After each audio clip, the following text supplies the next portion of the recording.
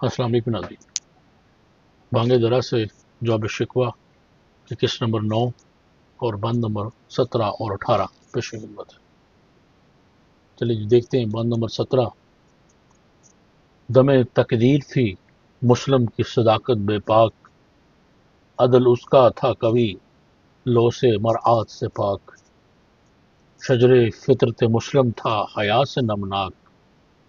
تھا شجاعت میں وہ ایک ہستی فوق الادراک۔ آگے شعر جو تیسرا شعر ہے اس میں بند کا وہ فارسی میں ہے کہ خود گدازی نمی کفیت سے بھائش بود، خالی از خے شدن صورت منائش بود۔ اب اس شعر میں اب دیکھتے ہیں مشکل الفاظ کہ دم تقدیر مسلم کی صداقت بے باک، صداقت و سچائی، بے باک بے خوف، عدل اس کا تھا قوی، قوی مضبوط طاقتور، لو سے مراد سے پاک، لو سے مراد یعنی لالچ و حرص، مراد رعایت ہونا، اور شجر فطرت درخت، شجر فطرت مسلمانوں کی جو فطرت ہے اس کو شجر سے تشبیہ دی گئی، شجر فطرت مسلم، یہ مسلموں کی فطرت کا شجر، نمناک بھیگا ہوا، اور شجاعت بہادری، اور آگے کا ورڈ ہے لفظ ہے فوق الادراک، یعنی وہ شخص کہ جس کی خوبیوں کو سمجھنا حاصل، یعنی فوق اونچا، ادراک پہنچ، یعنی ہماری سمجھ سے، ہماری پہنچ سے اونچا، یعنی وہ شخص کہ جس کی خوبیوں کو نہ سمجھا سکے، جس کی خوبیاں اور اوصاف جاننے کے لیے زیادہ سوجھ بوجھ کی ضرورت ہو، تو ہستی فوق الادراک، ایسا شخص،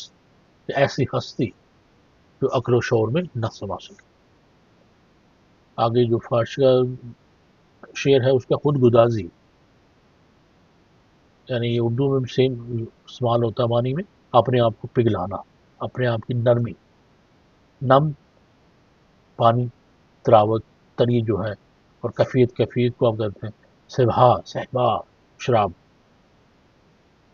دوسرے میں خالی از خیش شدن، مینا آگے بڑھ رہا، خالی از خیش شدن خود سے خالی ہونا، یعنی بالکل اپنے آپ کو خالی کرنا، اور مینائش، مینا اس میں ایک لفظ ہے جس کو شراب کی بوتل یا شراب کہتے ہیں جس کے اندر شراب رکھی جاتی ہے۔ اس سے آگے شعر ہے کہ ہر مسلمان ہرگ باطل کے لیے نشتر تھا، اس کے آئینہ و ہستی میں عمل جوہر تھا، اس کے آئینہ ہستی میں عمل جوہر تھا، جو بھروسہ تھا اسے قوت بازو پر تھا، ہے تمہیں موت کا ڈر اس کو خدا کا ڈر تھا، باپ کا علم نہ بیٹے کو اگر ازبر ہو، پھر پسر قابل میراث سے پدر کیوں کر ہو۔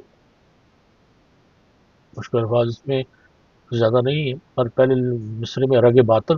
یعنی جھوٹ اور مکر و فریب کی رگ، نشتر ہوتا تیز چاقو، اور آئینہ ہستی زندگی کا آئینہ، جوہر آئینے کی چمک، خصوصیت صفت کسی چیز کی، اور جو بھروسہ تھا اس سے کرتے بازو پر تھا، ہے تو موت کا ڈر اس کو خدا کا ڈر تھا، اور باپ کا علم نہ بیٹے کو اگر ازبر ہو، ازبر ہوتا ہے حفظ ہونا، یاد ہونا، پسر بیٹا، اور پدر آگے باپ، اور قابل میراث پدر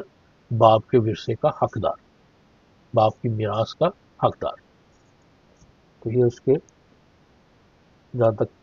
مجھے آتے تھے یہ معنی، اور اب پہلے بند کا دیکھیں، بند نمبر 17 جو ہے اس کی مختصر تشریح کرنے کی کوشش کرتے ہیں۔ اس بند میں جو پرانے مسلم تھے ان کی خصوصیات جو ہے وہ ہی بیان ہو رہی ہیں، کہ جو اللہ تعالیٰ سے جواب دیا جا رہا ہے کہ شکوہ میں جو کہا تھا کہ ہم نے یہ کیا، ہم نے وہ کیا، تو یہ کہا جا رہا ہے کہ تم نہیں تھے، وہ تمہارے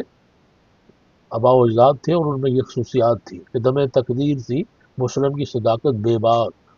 عدل اس کا تھا قوی لو سے مراد سے پاک، شجر فطرت مسلم تھا حیا سے نمناک،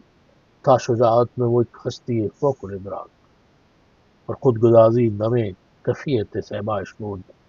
خالی از خشدن صورت پیدائش بود۔ کہ خدا فرما رہے ہیں، علامہ صاحب لکھتے ہیں کہ خدا فرما رہے ہیں کہ گزرے دور کے مسلمانوں کی باتوں میں سچائی اور صداقت ہوتی تھی، وہ سب حق کو لوگ تھے، وہ ہر بات بہادری سے لڑنے سے کہا کرتے تھے، وہ ایسے عادل اور مرشد تھے کہ جن کو عدل و انصاف کے عرض کسی رعایت کی لالچ نہیں تھی، کسی انعام کا جو ہے وہ چاہت نہیں تھی، وہ بے لوث اور بے غرض ہو کے انصاف کیا کرتے تھے، اور مسلمانوں کی مثال اس درخت کی سی تھی جس کی شاخوں اور ٹہنیوں کے اندر نمی بری ہو۔ دور ماضی کے مسلمانوں میں یہ نمی شرم و حیا کی نمی تھی، یعنی پرانے جو لوگ تھے ان میں یہ جو نمی تھی وہ شرم و حیا کی نمی تھی، وہ نہ ڈر اور بہادر لوگ تھے،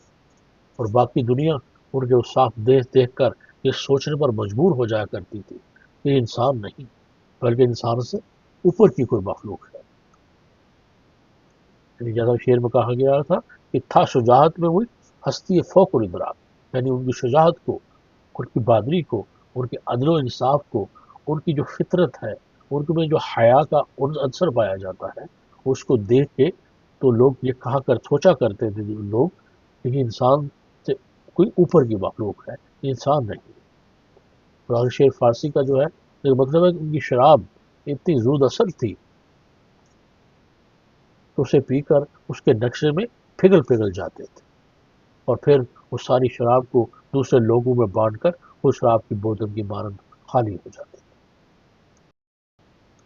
اگلا بند یہ کہ ہر مسلمان رگ باطل کے لیے نشتر تھا، اس کے آئینہ ہستی میں عمل جوہر تھا، جو بھروسہ تھا اسے قوت بازو پر تھا، ہے تمہیں موت کا ڈر اس کو خدا کا ڈر تھا، اور باپ کا علم نہ بیٹے کو اگر ازبر ہو، پھر پسر قابل میراث پدر کیوں کر ہو۔ گزشتہ کا ہر مسلمان جھوٹ اور مکر و فریب کی رگ کاٹ کر رکھ دینے کا عادی تھا، یعنی جھوٹ مکر و فریب جو بھی ان کے سامنے آتا تھا وہ کاٹ کے اس کو رکھ دیتے تھے۔ وہ سب لوگ سراپا حق تھے اور باطل کے قاتل تھے، ان کی زندگی اور جسمانی سراپا کو اگر ایک آئینہ سمجھ لیں تو وہ لوگ گویا اس آئینے کی آب و تاب اور چمک تھے۔ وہ اپنے بازو کی طاقت پر بھروسہ کیا کرتے تھے، کسی غیر شخص کے ماتحت یا غلام نہیں تھے، وہ جانتے تھے کہ ان کے بازو میں ڈٹ جانے اور مقابلہ کرنے کی طاقت ہے۔ تمہیں تو موت کا ڈر ہے، لیکن اس دور کے مسلمانوں کو موت کا نہیں، صرف خدا کا ڈر ہوا کرتا تھا۔ آگے اسی کے جو ہے وہ علماء لکھتے ہیں اور فرماتا ہے کہ اگر کسی بیٹے کو اپنے باپ کے علم و ہنر سے بے خبری ہو تو اس کی وراثت کا حقدار کیسے ہو سکتا ہے۔ ایک یونیورسل ٹروتھ ہے کہ خدا کی طرف سے کہ ایک اعلیٰ صداقت ہے، یعنی وراثت پدر، باپ کی جو وراثت ہے اسے حاصل کرنے کے لیے بیٹے کو اپنے باپ کے سے اوصاف جو ہے وہ درکار ہوتے ہیں۔ یہ باپ کا علم نہ بیٹے کا ازبر ہو، جو باپ کا علم ہے،